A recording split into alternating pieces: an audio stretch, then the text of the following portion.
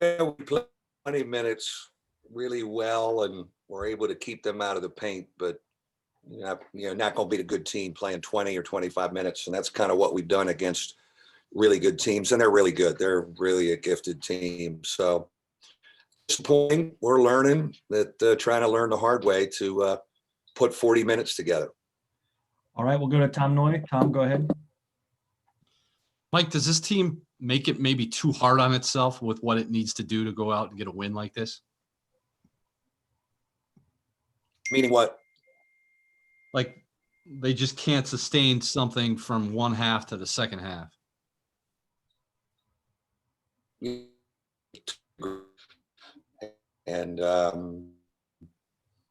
it's people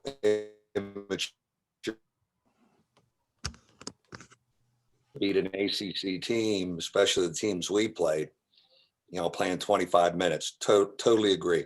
And, we continue to learn the hard way. And, we've been happy at halftime a couple times, right? Ohio State, North Carolina, today. But man, it's so fickle. And, I'm trying to explain that to them, and we've kind of learned it that way. Patrick Ingle, go ahead. Mike, I know this one probably won't be a little clearer until you watch the film back of this game, but when you look past it at prior games this year where you've had those 20 to 25 minutes, what, if any, kind of common thread have you noticed where it's just been kind of hard for you guys to get over the hump at that 25-minute mark per se? I think we're still trying to learn how to be more mentally tough when we aren't in a good offensive rhythm. We could still defend.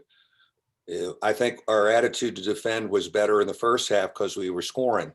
Then they really guarded us in the second half and took things away, and your shot doesn't go in or you miss a couple in a row, and then being mentally tough enough to go back and guard.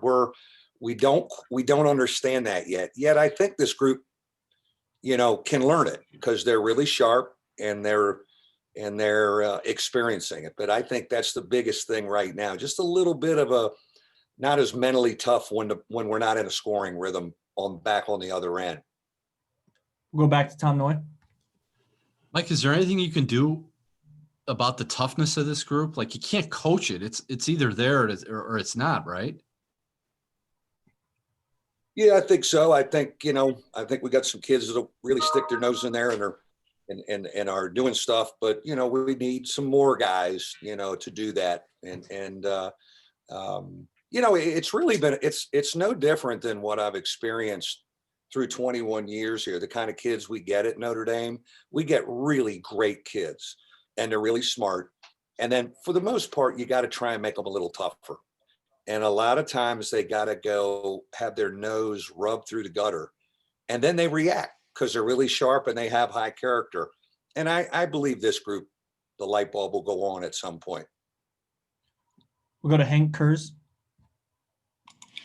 Hey, Coach. Jalen Cone is obviously a guy you would circle in your scouting report as somebody that can do great damage pretty quickly.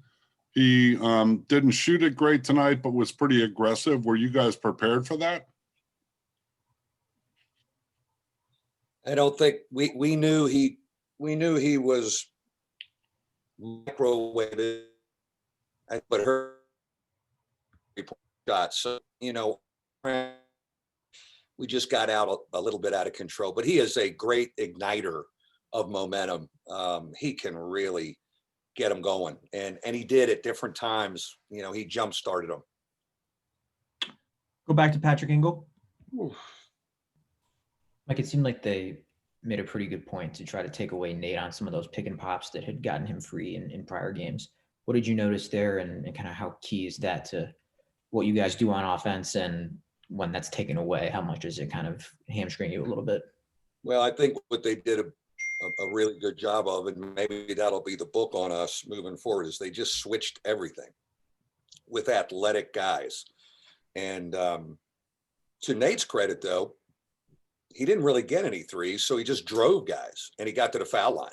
So I give him credit that he figured out how to, score for us when he wasn't getting pick and pop face up stuff. So I think we're going to see a lot of switching and ball pressure because, it's made us uncomfortable to date.